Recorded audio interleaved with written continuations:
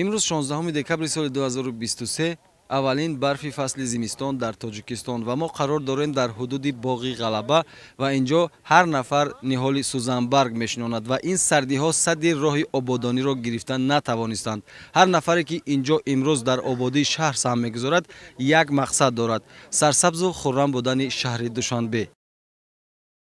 همین طور نزدیک به 100 نفر کارمندان جمعیت سهامی پوشیده ایندیگو تاجیکستان در همکاری با مقامات اجرایی حکومت دولتی شهر دوشنبه در موضع‌های بلند حدود مؤسسه دولتی باغ غلبه و نگهداری جنگل نهال درختان سوزنبرگ شنانیدند. معرکه نهالشنانی در فضای اتحاد و سرجمعی و اتفاقی و آبادانی جریان گرفت. باریدن برف و تر و نمناک بودن خاک زمین در همین شب و روز به گفته متخصصان برای شنانیدن درختان بسیار موافق بوده است. اطلاع داده شد که ایندیگو تاجیکستان یگانه جمعیتی مبلی می باشد که از سال 2018 اینجانب با دستگیری از اقدامات رئیس شهر دوشنبه محترم رستم امامعلی سهم گذاشته چنین ابتکارات آبادانی را پیوسته عملی می نماید. جمعیت نامبرده در عموم تا امروز در تل و تپه ها و گوشه های علاهیده حدود شهر دوشنبه نزدیک 10,000 نهال درختان آرایشی و همیشه سبز شنانیده است. امروز در این معرکه نهال شنانی زیادتر از 3000 سوزنبرگ شنانیده شد.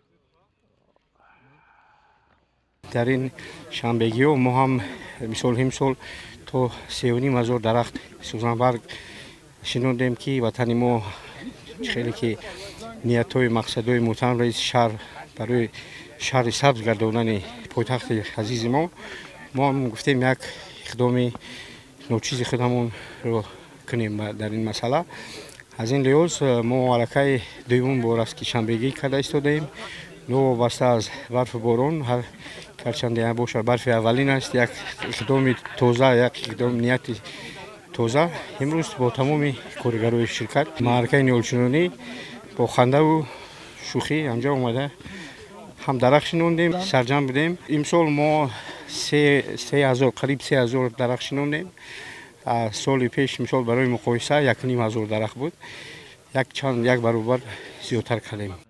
قید گردید که هر نفر باید کارهای آبادانی و کبودیزارکنی را تقویت بخشیده برای خرمگردانی محیط زیست از تمام امکانیت‌ها استفاده برد. باید گفت برای سرسبز و خرم و آباد و زیبا نگاه داشتن محیط زیست هر ساکن پایتخت مسئول می باشد. شهرنشینان تصمیم دارند که چون هر وقت در موسم این ساله نهالشنانی نیز فعالانه اشتراک نموده در آبادانی و خرمگردانی دوشنبه شهر سهمی ارزنده گذارند. همین است که با استفاده از روزهای مساعد باد و هوا تمام کارمندان تشکیلات و کارخانه‌های حدود شهر و ساکنان در معرکه‌های نهالشنانی با حس بلندی وطن دوستی و زیبایی پرستی سهمگذاری کرده ایستادند. شنانیدن درخت و بنیاد باغ و گلگشت‌ها به افزای اکولوژی تأثیر عمیق خود را گذاشته محیط زیست را با هوای تازه که اساسی هستی حیات به آن وابسته است غنی می‌گرداند.